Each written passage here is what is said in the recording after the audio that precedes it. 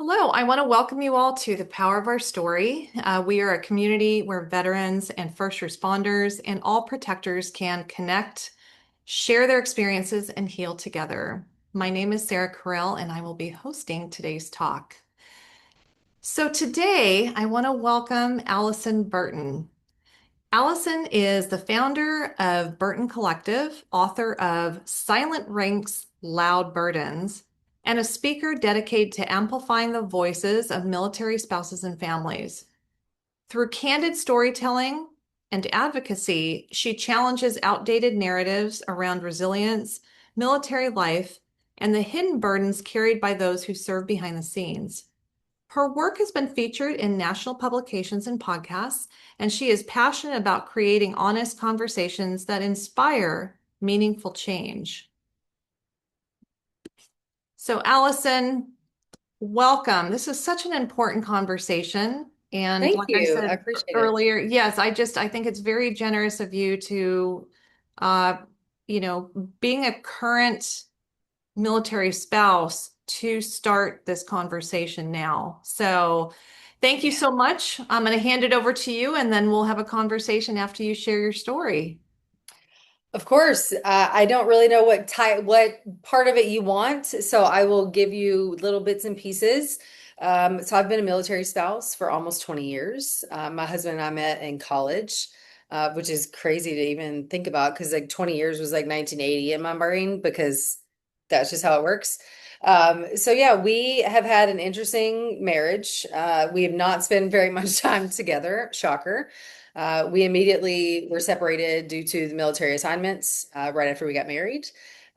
We have dealt with some things. We have seen several deployments. My husband and I decided to have a family, and I got pregnant, and he deployed twice. So that was fun. He missed our son's birth because it was a traumatic situation, if you will. It was an emergency situation.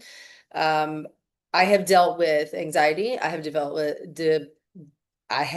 with depression. I have dealt with grief, resentment, um, so many mental health struggles because of our life. Now, some of them were brought on by myself and my brain that just wanted to cause chaos. And a lot of them were caused because why does he get a turn for his career and I don't? I went to college as well. I have a master's degree, and I've never used it, and that used to really bother me.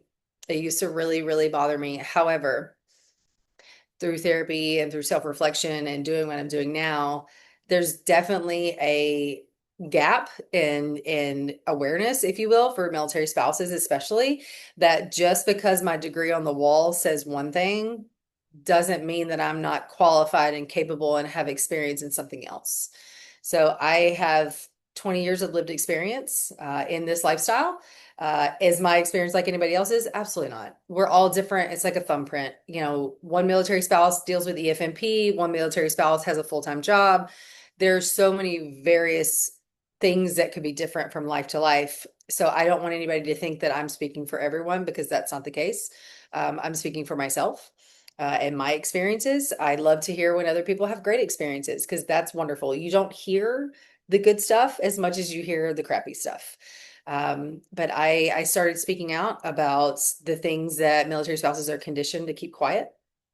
To give an example of that, when I became a military spouse, I was 25 years old, and the seasoned spouses, if you will, at the time made it very apparent that when my soldier was deployed, we would not share what was going on at home. We would not share the hardships. Like we did not have kids at the time, but if you or someone had children, you didn't talk about how the baby was sick or the dog had to go to the vet or the water heater broke. You didn't share those things because as long as the soldier was focused on his or her mission, they were safe.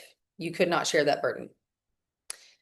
And that's very toxic. And now 20 years later, I know how toxic that is, and I encourage people to not live by that. We were definitely conditioned to be quiet and compliant. And it's very, very difficult because we are labeled a resilient group of people. because we can handle this and we can handle that and we can do this and we can do that. But the word resiliency is overused. And also it's a polite way of, I'll just say the military, I'm not going to name out any specific branch, but for the military to say, we're not going to fix that. You're just going to endure it anyway. So that is the hill I stand on, if you will. I try to have those conversations of let's figure out the truth behind this narrative. And I know many of you don't understand or won't agree with this statement, but there's a lot of civilian military divide. And most of you are military, so you understand like we are different, we think different, we live different. There are a lot of assumptions made from the civilian side. We have all the money in the world, we have amazing housing, we have free healthcare, we have free food, whatever the things they want to assume. So my book challenges that narrative and it gives an honest account of what we're dealing with. Yes, we have affordable healthcare. Yes, it's also bare minimum and it's not very good. We have an unemployment crisis. We have a childcare crisis, which is kind of a global thing. We have so many mental health problems in the military spouse space. So these are the things that I talk about, that I speak on, that I write about, that I share about openly, whether it's my story or if it's someone else's that they allow me to share. Because if we don't share it, how is someone going to know? The people that are making decisions for military spouses and for families, whether they be in DC, whether they be in Congress, whether they be in Senate, wherever they are not one of us. And I use that they've never been a military spouse and they will never be a military spouse. And they probably weren't even an active duty service member, but they're making decisions for us without asking and without taking into account anything that's going on. So my platform and my book specifically are hopefully the big goal, like the really big dream is to get a seat at the table. Wherever those decisions are being made, someone, doesn't have to be me, someone that's an active duty service member's spouse needs to be at that table because we deserve a say in what's going on in our life. And we deserve to be asked, what do we need? How is it going? What are we failing at? But we can't have accountability a lot of the time. Like we can't do that. So those are the things that I talk about. It seems slightly controversial and I'm okay with that. I'm making waves and that's okay with me because as I say, somebody's got to say it. Well, Allison, thank you for that. I mean, that just seems like common sense, doesn't it? You should be the ones that are asked, what is happening? What do you 100%. need? Yeah, thank you for standing up and being that voice that I'm sure everybody in the community is thinking. And I appreciate it. It's difficult, and I'm okay with having a target on my back. I already have a target on my back because of my husband's position. So I'm in a fishbowl right now. They know where I live, they know what I do, they know what I drive, and that's fine. That's totally fine. But now it's different because I am speaking for a group of people that may not be comfortable or may not be able to speak for themselves. And that is to my core who I am. I rally the troops, quite literally, and try to help the people around me. Now, how does your husband feel about this? Is he on board with you? How does that work? He is, and you're not the first person to ask me that. He's 100% supportive.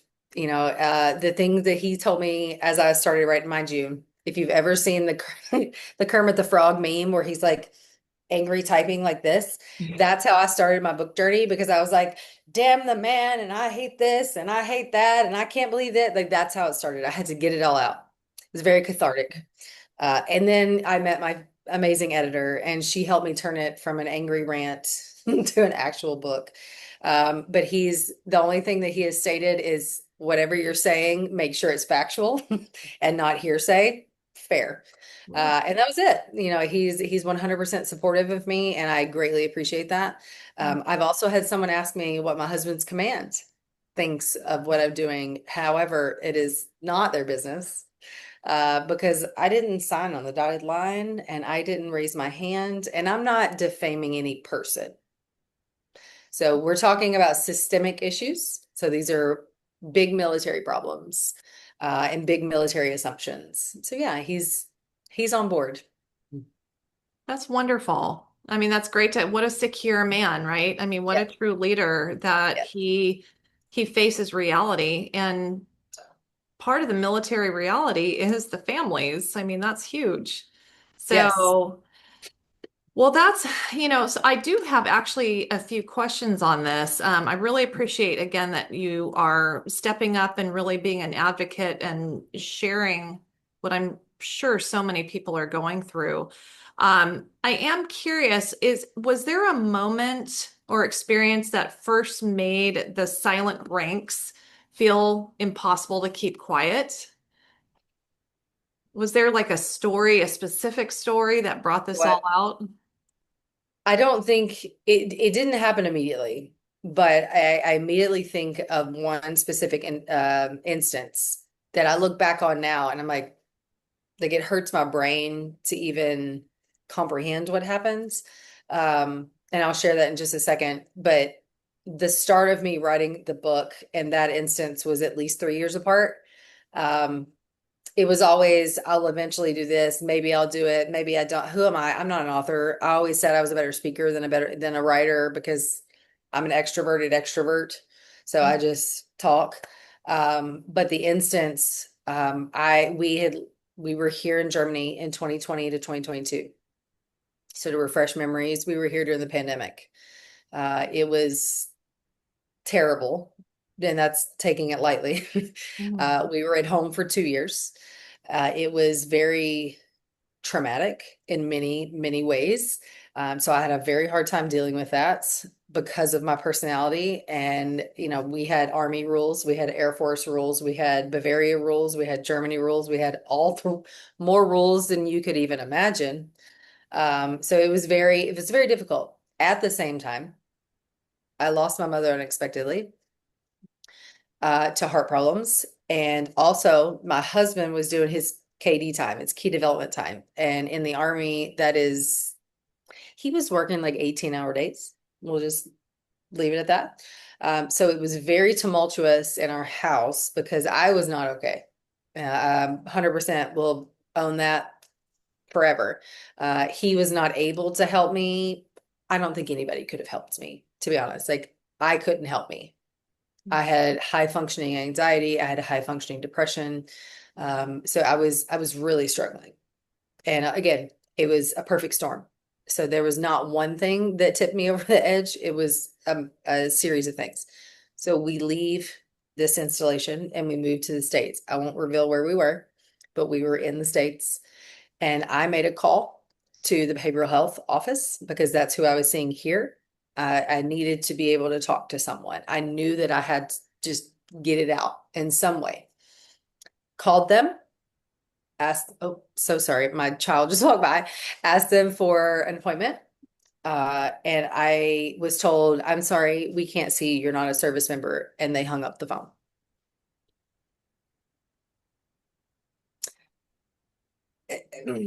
There was so much wrong in that moment that, like, now it infuriates me because that's probably not the first time that's happened. Um, there was no, here's a resource for you to call. What if I was in a crisis situation? What if I needed medication and I couldn't get a refill? There are so many things that could have gone wrong, and it makes me see red when I think about it because it was so incredibly wrong of them, her, lady, doesn't matter, gender doesn't matter. Um, I was absolutely taken aback, because I needed help and I was asking for help. I was openly saying, I need to speak to someone, and they completely discounted it because I was not a military service member. Um, that is not the first time that a spouse has been turned away from services. Um, but me specifically, that was a big one, and looking back, I was just, I'm floored now even saying it out loud, because it was so wrong. And thankfully I was able to find my own way and find someone to talk to. So that was a good thing. So positive did come out of it. But the fact that any human could use those words and completely disregard someone's feelings that way, knowing the office that they worked in, that was a lot. So I would definitely say that tipped me over the edge. But yeah, it took several years for it to really like sink in, if you will. Like when you know better, you do better. And once I was able to work through a lot of the things that I needed to work through, it was like I got hit by a Mack truck because it's like how did that even come out of someone's mouth? But it did. And now and part of that story is in my book. So I write about it. I can talk about it. Honestly, it's not something that I want to hide because I'm not the only one. That's the sad part. Can you tell us, I'm really sorry that happened to you, by the way. That's not 988, the crisis line that you No, called. no, Okay. no. That is just for anybody watching too. You can call 988. They're sometimes helpful, a lot of times helpful, sometimes not. There is someone that I was advocating for, so I was calling it a lot. And that is a place to get other resources, but it always it just breaks my heart to hear things like that. So yeah. So I am curious, do you have stories just since you have now come out and have been very open? um you are now people's roadmap of you are giving permission for people to not suffer in silence, to not isolate Sure. in their times of despair or things going on. Do you have any stories of what has happened since you have been open? Yes. Now, obviously, I can't share names. And I appreciate you saying that I am giving people permission because that is 100% what I do. And not that they need my permission because I am not a queen. I am not the president. I am not any title that you could put on any specific person. They don't need permission, but some people need to hear it's okay that you feel like this. It's okay and normal that you don't like this or whatever the situation is. So I appreciate that you noticed that because that means a lot to me. I say it often, like if you need to hear someone tell you that it's okay, you didn't cook a homemade meal for your kids tonight and instead you fed them leftovers, here's your permission. Because those things, your kids are safe and they are fed. Like there are so many things that women specifically hold and we let weigh us down, that we think our expectations of ourselves are way up here. And it's like, it's okay to not hit that every single day. I learned in my therapy journey rubber balls versus glass balls. So think of my children as my glass balls. Okay. So like my husband's gone right now. Like my dog and my cat are up there too, but like not as much because they're a smaller glass ball. But I can't drop them. I Mm. can not show up to every meeting I'm invited to. I don't have to do that. Nobody is, it's okay. They can send me an email afterwards. That's a rubber ball. Cooking a homemade meal every day. That's a rubber ball.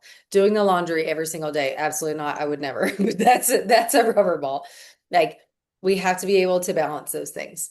Um, yeah, it's an honor for people to be like, wow, I needed that because I needed that and I didn't have it.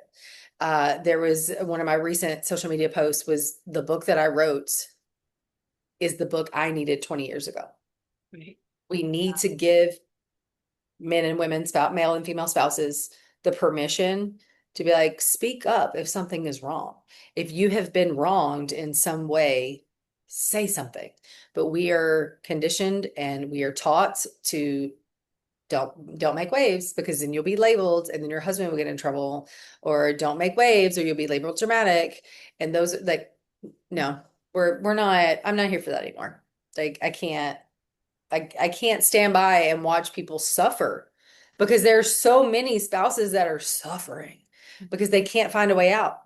They feel like they're completely alone and the isolation is rampant, whether it's physical isolation because of where they live, whether it's maybe they're a foreign born spouse and they don't speak the language and they're not comfortable.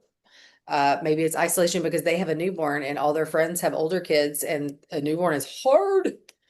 There's so many ways that we feel isolated and we feel separated from the herd, if you will. But it's high time that people talk about it. I really appreciate that. You are, just like you said about your book, you are to others what you needed. You very much needed. And I know, I mean, I'm a civilian and that's how I raised my kids, but we did have like right next door military housing. And so I can imagine being in that tight of a community, the pressure to perform, the pressure to not be open, and how you are breaking those barriers to, maybe I should think of a better word than permission, but No, it's like it's a good word. It fits it, the situation. yeah. I appreciate it. It's validation also. That is Validation, yes, that you are human, and there's a lot of pressure in this job of being a spouse and raising kids and having, yeah, more rules that you have to play by than we have to play by in, raising kids, and then all the different deployments, and then having to move, and so I can only imagine the relief that mothers or spouses feel when they get to talk to you. Like as a mother of four sons, and I was always big on my little book clubs, like anything to where we could really connect because I know, I mean, that's why the power of our story. It's so important to release stories. And we love this because we're inviting the men to release their Yep. stories, which will help their health and everything, their relationships with their spouses and families. And but we don't hear enough from the spouses of the protectors. So again, I really appreciate that. I want to open, I have some more questions, but I want to open it up Sure. to others. Does anybody, oh, Richard, I just changed my screen, so I just saw your hand. Got a hand up. Yeah, first, I just want to take a minute and see you and salute you and thank you for being there for your family, your husband, your kids, first and foremost. Thank you. And then I want to thank you and see you for being there and a voice for others. Thank You're you. carrying a lot of weight and you're carrying the torch. And that combined weight can be really heavy. So I just want to let you know I see you and you're not alone. And if you ever need support, reach out to me. I'll hold space for you. Thank you. I really appreciate that. It's something else I talk about is being the strong friend. Yeah. I don't know if you all are familiar with that phrase, but being the strong Yeah. friends, Yeah. you always have it together. You're always stepping in for other people, but people don't check on you because you I've are strong friends. So I appreciate that, and that means a lot. So thank you. I've spoken on that very topic that as a SEAL and a firefighter and the military and law enforcement firefighters on here can all attest to what I'm going to say. We were always taught to be strong, to persevere, to carry more weight, to hold it more. When your cup runneth over, get another cup, Yeah, you know, which goes to the second part of what I wanted to say to you, which is I also apologize for the callousness and the coldness from the military. And I can speak to that from having spent 15 years as a SEAL. They told us in the military and similar in the fire department, but not to the same degree. If we wanted you to have a family, we'd have issued them to you in your sea bag, 100%. you know. And the coldness of it was really illustrated in the movie Once for Soldiers with Mel Gibson. Um, that was one of the first movies that really caused me to have some problems with my military service because they got a lot of things right in that movie and it was very disturbing. Black Hawk Down did. Private Ryan was the worst because they got the sounds right. Um, but there was a scene in Once for Soldiers where the gentlemen were passing away overseas. And then day after day after day, the casualty officer showed up and knocked on the door or just left a notice on the door that their spouse had been killed. And Mel Gibson's wife, he was the colonel, caught them and said, no, you will bring all these notices to my door from now on. And then the spouses, at this time it was women, band together and went door to door in the community to hold space for each other. I used to say this in the fire department. We used to put more effort in No Shave November than we did mental health. And I'm sure it was like that in the police department as well, right, Rich? I can only assume, and I know Jim knows well. San Diego, we are the tip of the spear when it comes to that with our mental health. We go around other departments, teach them. I go places and teach them about resources. And we have a program, which I wish the military had, where we've contracted with a mental health company. And it's for the active duty firefighter and anyone that lives in their house, child, spouse, anybody that lives in the house can call and get a free appointment. And then the department just gets a bill at the end of the month for hours served. I hope they get that for the military, because it wasn't just taboo in the military. It was, if you speak up, you get taken out of your platoon. 100%. So they fostered our broad shoulders, which then ended up being our breaking point as well. Mm-hmm. You know, so kudos to you for getting out there and speaking to this for the spouses. Thank you. And have you seen a change now from your torch bearing that you have, that the spouses have a number to call that can get seen? And what about the children? Do they have a number that they can call and get seen, or do they have to do the whole TRICARE bullshit? In regards to mental health, there's nothing that's changed. And I hate saying that out loud, but it's the honest truth. In my journey of writing my book, I spoke with many experts in their fields, because I don't know everything. I'm not going to claim to know everything. And there are pieces of our life that, like, I don't have a child or myself on EFMP. So for those that don't know, is Exceptional Family Member Program. So think a child that needs constant physical therapy, occupational therapy, autism, diabetes, things like that. Because they are not able to go to every installation. So I don't know those things because that has not been my experience. So I made sure to reach out to people that were. I spoke with several therapists, whether they be virtual therapists, in person, it doesn't matter. But the consensus was, if they could be offered or given whatever, universal license, because if TRICARE, and I'll use myself as the perfect example, we were in a specific state, and I saw this amazing woman, and she is a military spouse herself. So I did not have to explain the culture. I did not have to explain anything about why we do things and why we don't. She got it. But because I'm no longer in that section of TRICARE, she can't see me. So she's approved in one section, but not in another. When we have so many military spouses that are begging for help, they're posting online, how can I talk to somebody? They're telling their friends at the bus stop that they're suffering and they need help. The amount of people that are trying to find help and can't is infuriating, because TRICARE decides, these people only can speak to people in this area, when COVID gave us the ability to do what we're doing right now. Mm-hmm. COVID allowed us to stretch our wings just a little bit and enable me, who's in Germany, to talk to you, who's in California. Like, there's no reason why universal therapy shouldn't be allowed, especially in the military community. You build a rapport, you build a trust, you build all these relationships with the one specific person, but yet then you move 3 hours down the road and you can't see them anymore. And it doesn't make sense. You brought up a great point there too.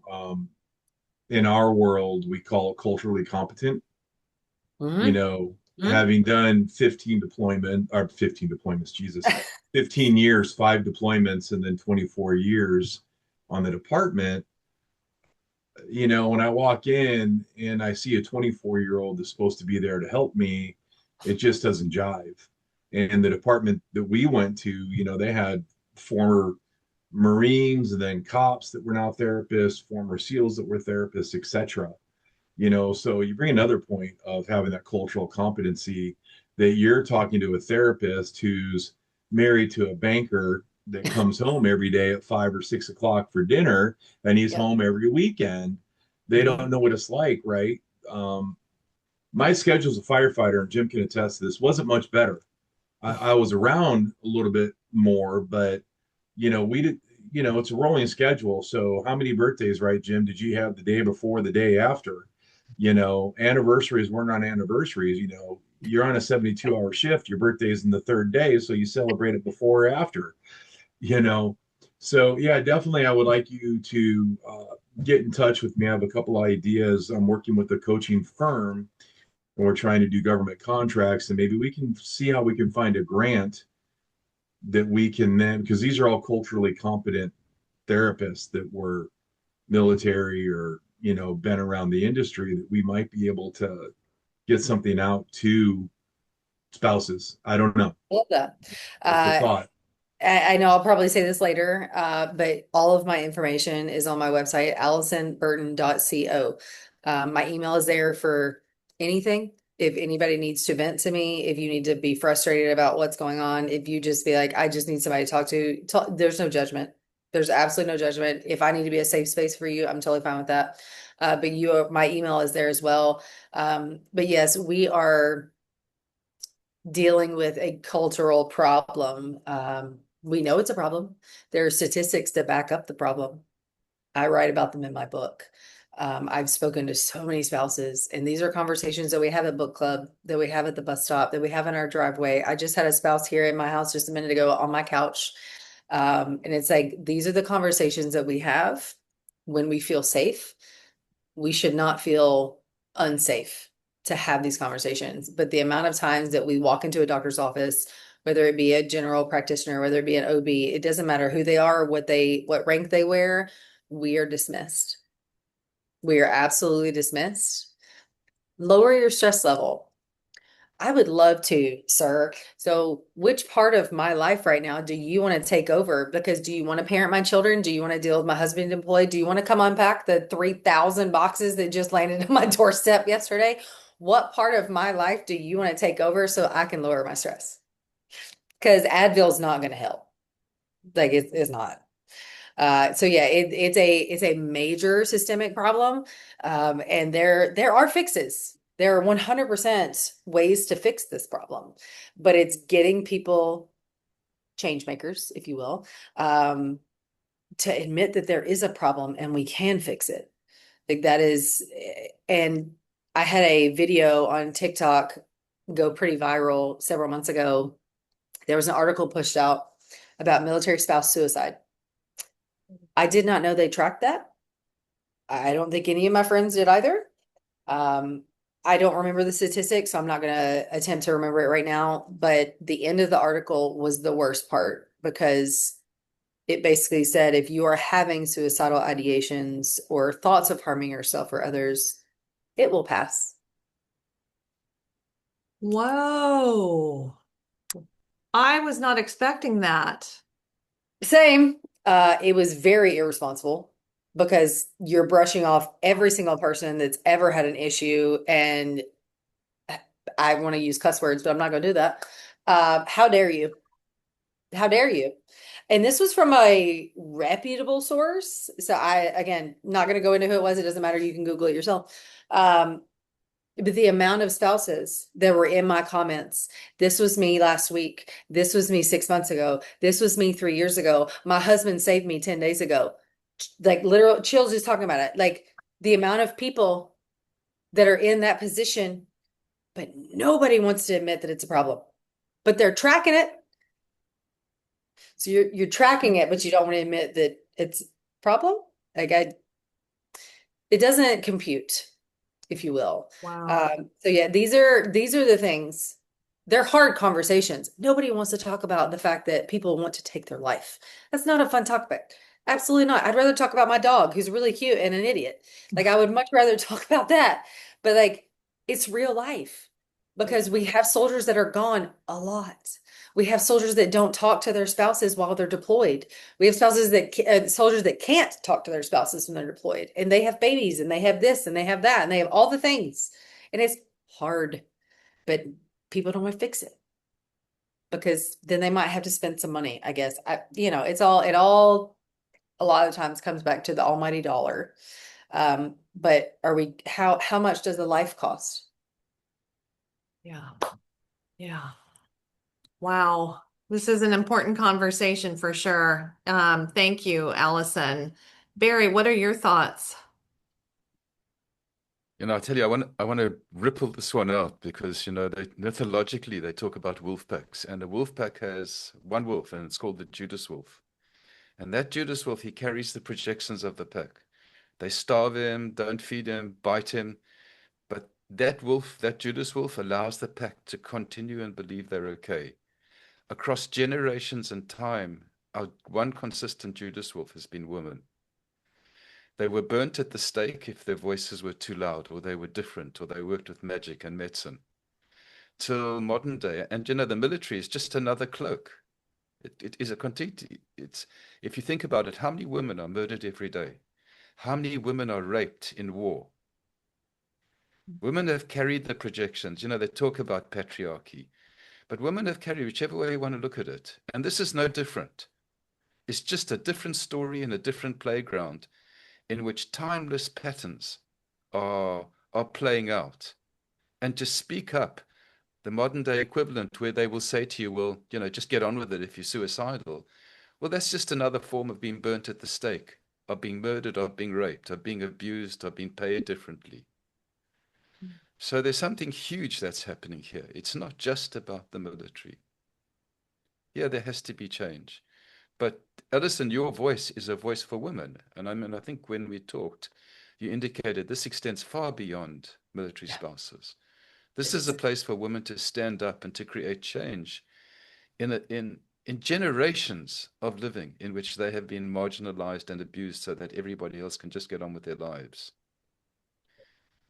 So it's not so much a question, but just a irritated thought. I appreciate it. And as a woman who is raising a daughter,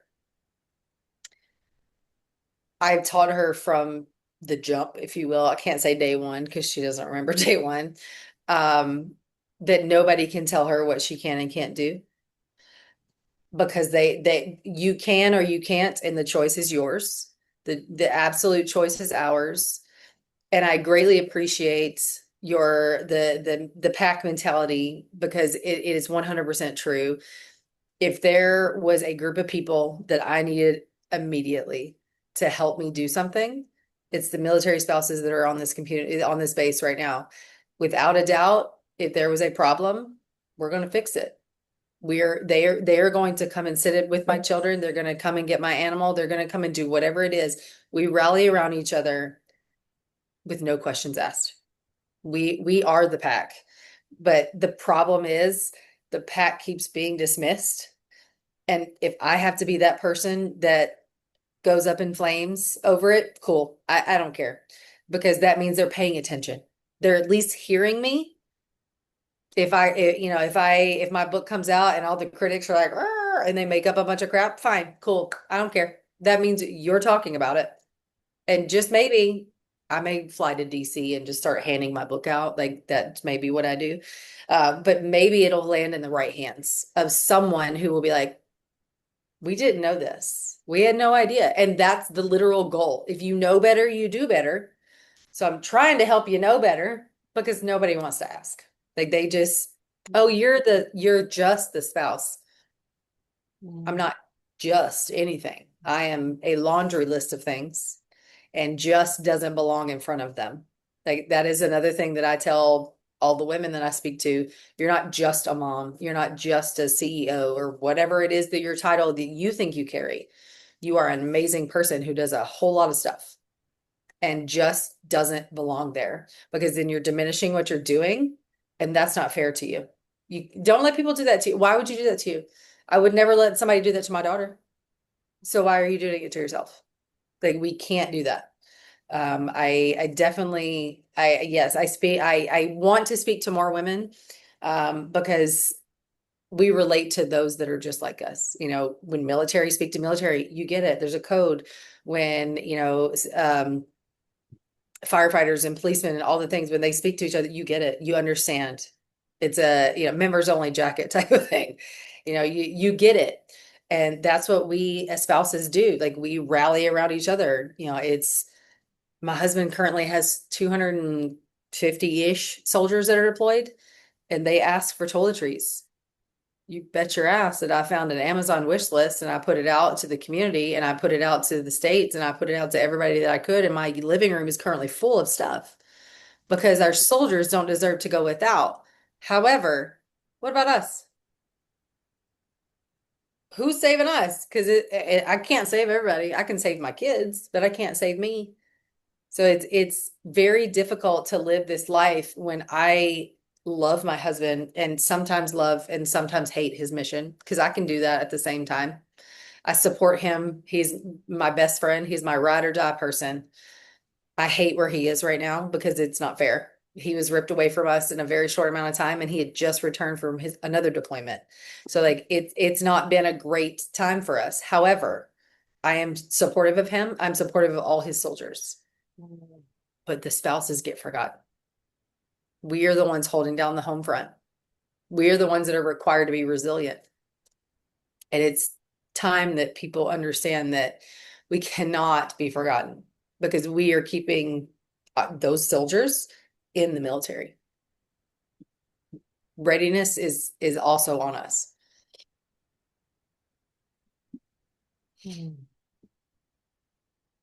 Yeah, good. Thank you. Readiness is not on you. Readiness is you. I appreciate that. I do. I appreciate that. Yes. It is you. You've seen all the stupid TV shows where I can't talk about that right now because I'm forward deployed, blah, blah, blah. And there is some truth to that. They need to be insulated, because if they're not insulated, then they may be preoccupied. If they're preoccupied, they might not come home. Yep. So what's that do? That puts more weight on your shoulders. No different than the fire schedule, and you'll understand what I mean when I say that in a minute, is the deployment schedule, which is this. It's easier to be the one leaving. It's easier to be the one leaving than the one left behind. I talk about this often. I will never, ever say that I know how my husband feels. He has gotten on a white bus more times than I can remember right now and walked away. 2 of those times I was pregnant with our children. Mm-hmm. And that was very, very, very difficult. However, at the same time, in a parallel lane, he will never understand what it feels like to be left behind.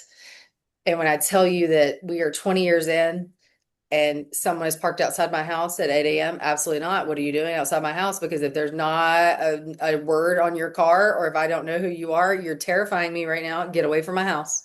You can park down the street. Don't do that. Like, don't do that. Like, we live with a constant fear on our shoulders for their safety and our livelihood. And your safety. Yes. We've dealt with some things where I've been waiting for him to be like, you need to leave. Right. You need to leave. We've been here in Europe before when a lot of gnarly things were going on. So it's always a possibility that I get that phone call and he's like, you need to go. Take the kids.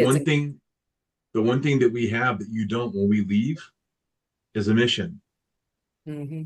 You see, our days are planned out. We don't often have time to think about the family at home, because you're deploying, you're getting there, you're getting checked in. Now you got a mission briefing. Now you got to load. Now you got to do training. Now we're settled in Kadena or Germany or wherever you are, but now we got to go out and we got this op we got to do. We got to go do Cobra Gold. We got to do Full Eagle.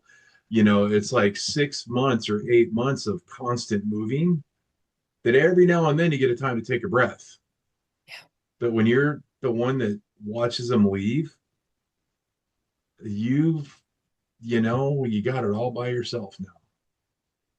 So I'm going to echo it again. My hat's off to you, and I'm always here. Thank you. That's great. Thanks. Richard is brings a lot of depth out. We know that by his call too. So I would absolutely take him up on that if you ever need to. Thanks, Richard. Um, Rich.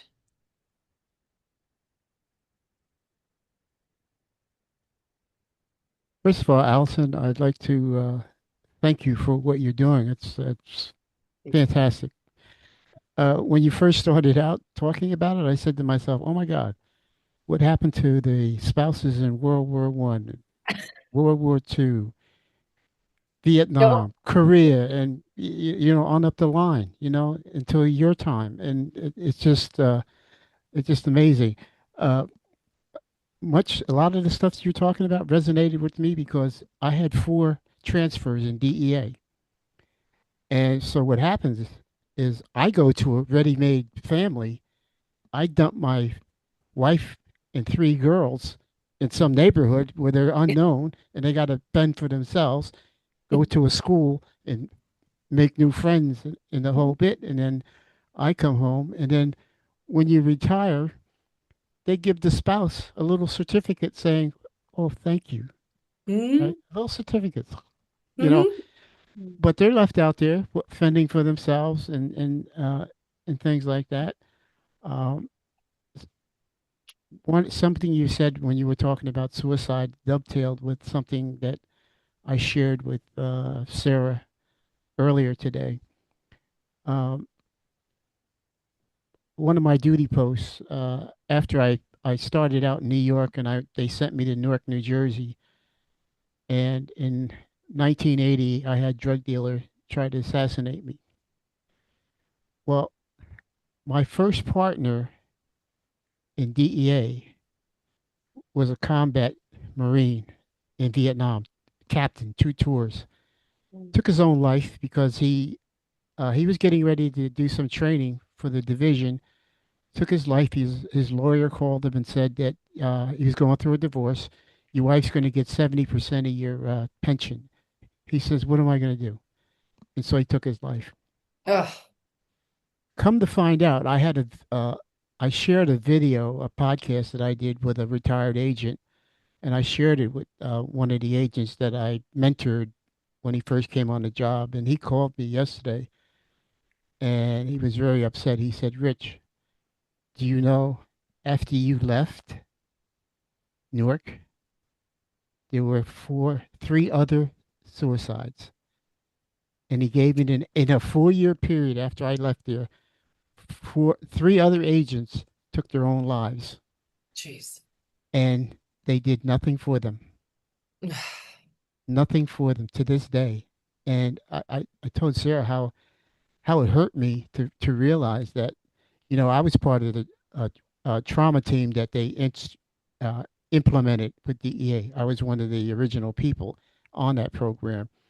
Where if you had an agent that was shot in the line of duty or killed in the line of duty, we were dispatched to the family. You go shopping for them, do their laundry, whatever they wanted done, just to Yep. get all that stuff out of their way. That's fallen by the wayside, and it's so sad. And you know, uh, I try to be a voice for this stuff, but it just seems like it falls on deaf ears. You know. I fully understand. I really do. I want you to, I want to encourage you to keep speaking up about it because it's very important. Uh, it breaks my heart to know that, people aren't taken care of. There's, I don't know, can't remember if the bill was passed, but it was regarding Gold Star spouses, Hmm.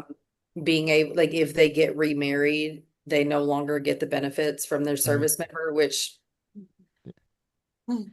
rubs Yeah. me the wrong way. We'll just leave it at that.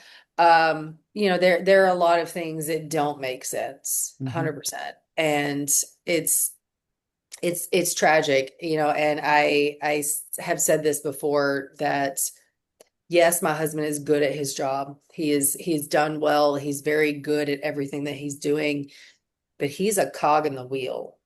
It's very apparent the longer you're around that we're just one little minion, and there's 12 other people that are ready to come up and take his spot.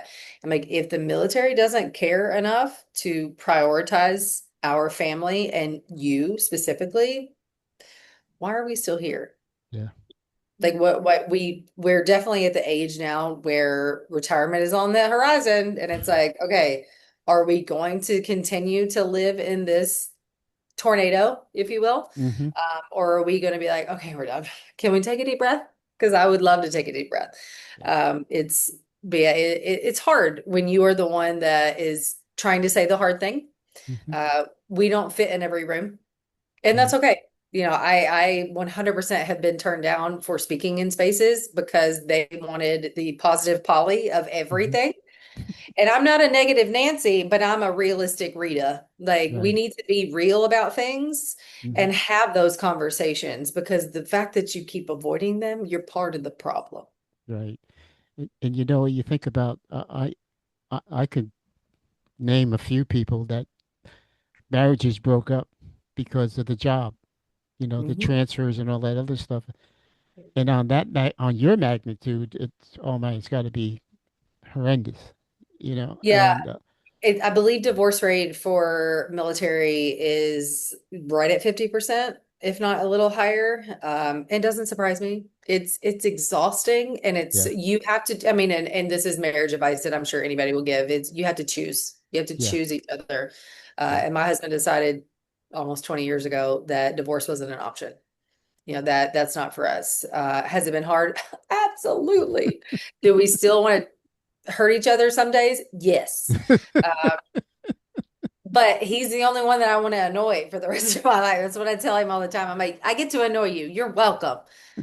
So it's definitely it's a challenge to be the one speaking about things that nobody wants to talk about. But guess what? yeah, Somebody's got to say it. yeah. As long as you throw rubber balls, you'll be okay. Right. I should get rubber. I should get bouncy balls and like give them. That's a good idea. That's a Thank you, Allison. Remember, yeah, yes. the priority props. That's a really good idea. I love those visuals. That's a great Yeah. idea. Yeah, It helps you understand that like not everything is really important. Like when my 100%. husband when my husband deployed this last time, not this time, the time prior, our daughter was having a lot of really emotion. She was having a really hard time right after he left. It was the first time in 9 or 10 years that he had been gone, like for the extended period of time. And anytime we sat at the dinner table, because we are a dinner table family, as long as we have a dinner table, we like to sit at the dinner table and we talk about each other. We talk to each other. We don't have phones at the dinner table. We don't have a TV at the dinner table. Like, we are dinner table people, because that's how I was brought up, and I appreciate that.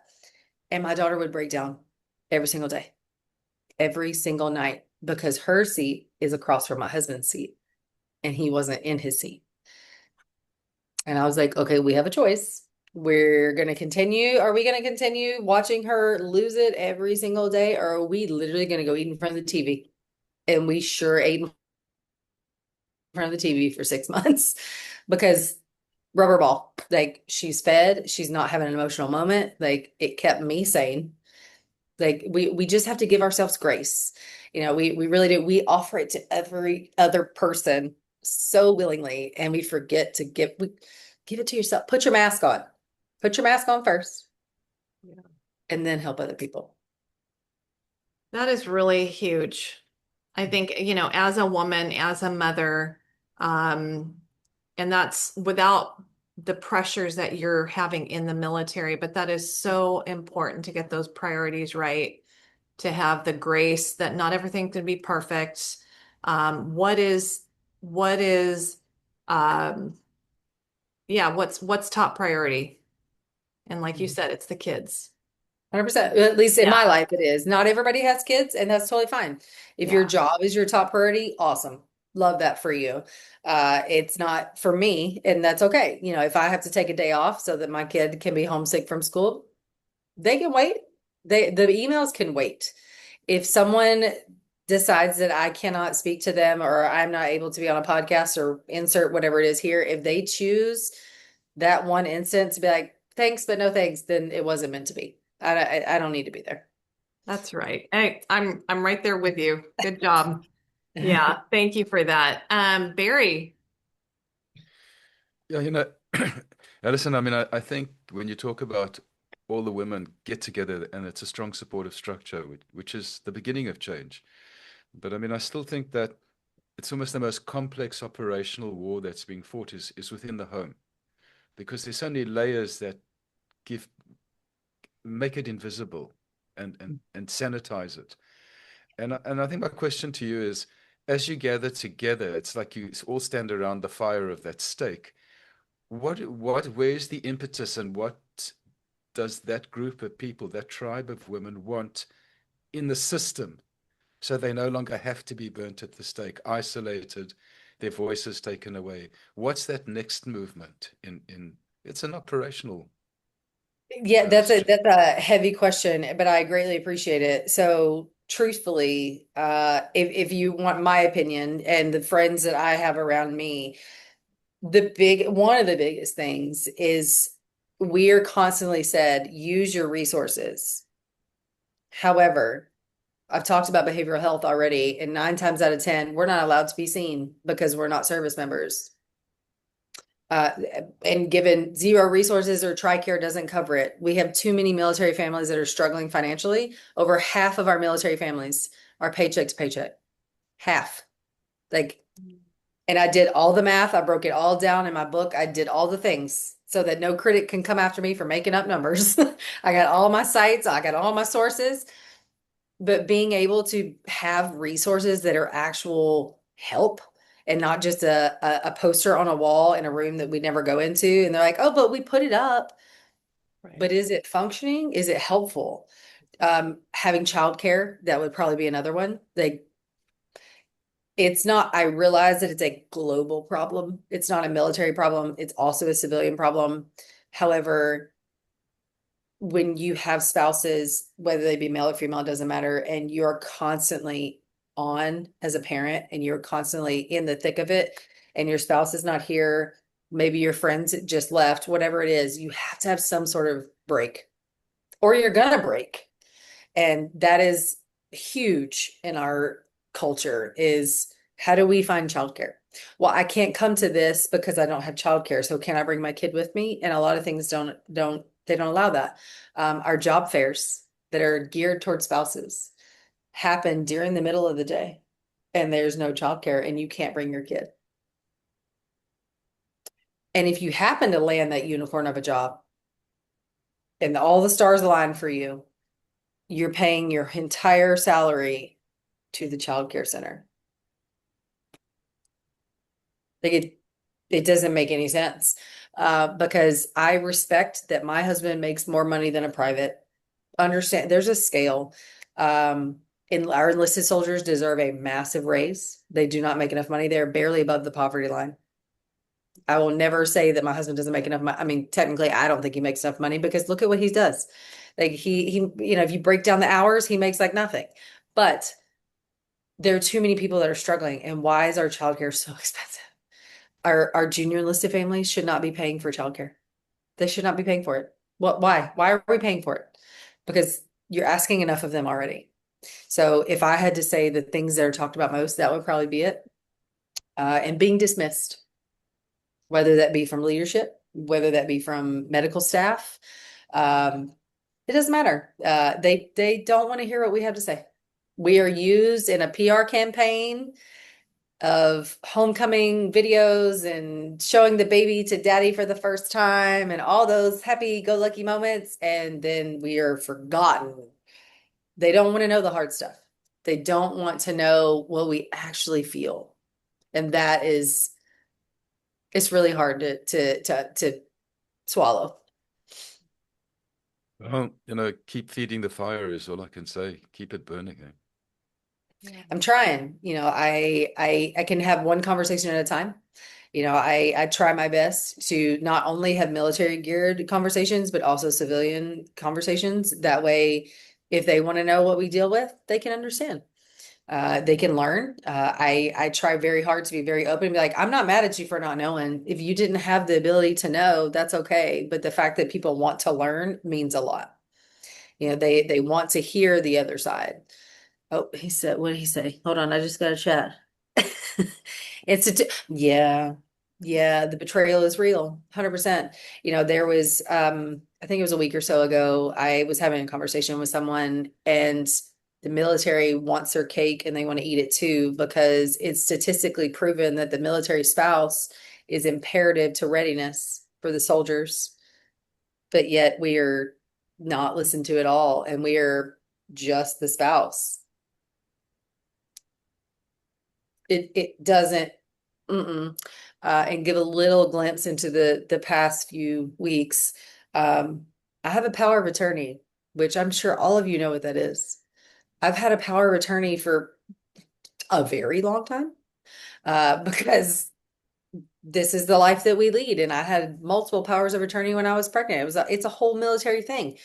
The amount of people, civilians and veterans, that have questioned me in the last 6 weeks, read my power of attorney out loud to me to make sure that I knew what it said, and told me I wasn't allowed to do things because my husband wasn't there.